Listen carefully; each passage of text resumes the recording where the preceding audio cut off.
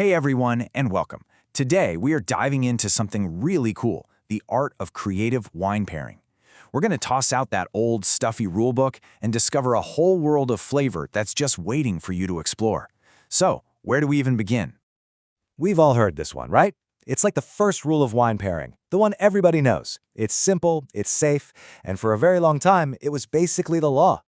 Because what if I told you that this golden rule and a lot of others just like it are kind of becoming obsolete? What if the world of food and wine has evolved so much that by sticking to the old rules, we're actually missing out on some truly incredible experiences? To understand where we're going, we first have to understand where we've been. Let's take a quick look back at the classic rules of pairing and the logic that was behind them. You know, the traditional approach was built on some pretty simple, solid principles. The idea was to match the weight of the wine with the weight of the food. A heavy steak needs a heavy wine. It also followed that whole what grows together goes together philosophy. These rules weren't wrong, they belonged to a simpler time. So what happened? Why are we suddenly questioning centuries of wisdom? Well, to put it simply, the world got a whole lot more delicious. The food and wine scene has just changed dramatically. And this, right here, just brilliantly illustrates that shift in mindset.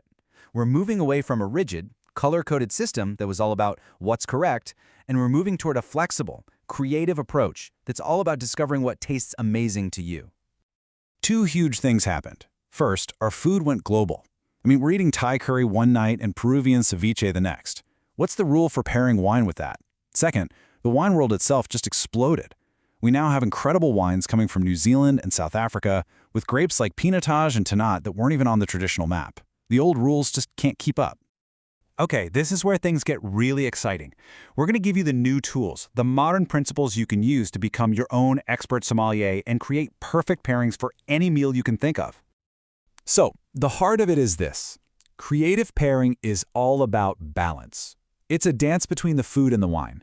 Sometimes they'll have similar notes that harmonize beautifully, and other times they'll have contrasting elements that create this exciting spark. It's a total sensory experience. This slide right here breaks down the science of taste into 5 simple building blocks. Think of these as your flavor toolkit. Acidity, for example, is your secret weapon against rich, fatty foods. It just cuts right through and cleanses your palate. Sweetness can tame spice or balance the salty blue cheese. It's all a game of balance and contrast. And it's not just about flavor. It's about feel. The structure of the wine plays a huge role. Tannins, those compounds in red wine that can feel a little bit drying, they are magic with protein and fat. They actually bind to the proteins in a steak, for example, making the wine feel smoother and the meat feel more tender. It's an incredible chemical reaction happening right in your mouth. Now here's a pro-level tip for you. Look for shared aromas. Imagine an oak-aged Chardonnay with those notes of butter and vanilla.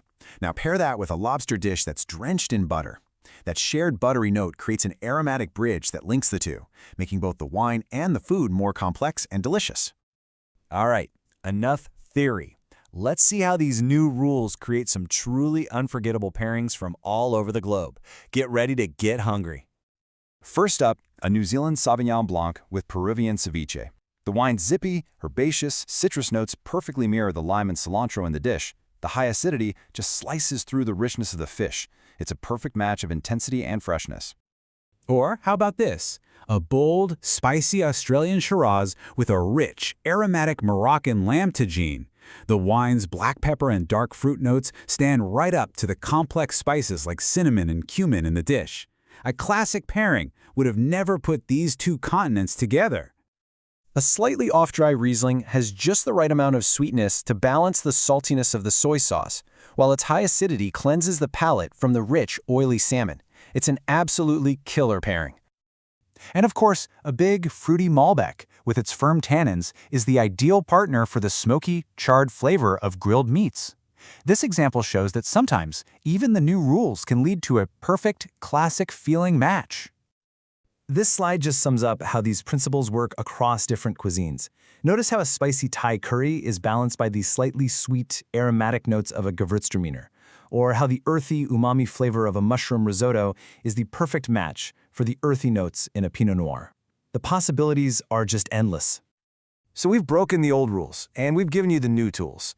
The most important part of this whole journey is empowering you to explore. Now it's your turn. So here it is, your creative toolkit. You can think about balancing intensity and playing with texture, but the number one rule is the simplest. Trust your own palate. If it tastes good to you, it is a good pairing. This is about your experience, so please be adventurous. I love this. It just perfectly captures the spirit of what we've been talking about. Don't just be a follower of old rules. Be an artist. Be a creator. Your plate and your wine glass are your canvas. And so I'll leave you with this final thought. Armed with this new knowledge, what culinary adventure are you going to go on next? What surprising, delicious, rule-breaking combination are you going to discover? Cheers to your creativity.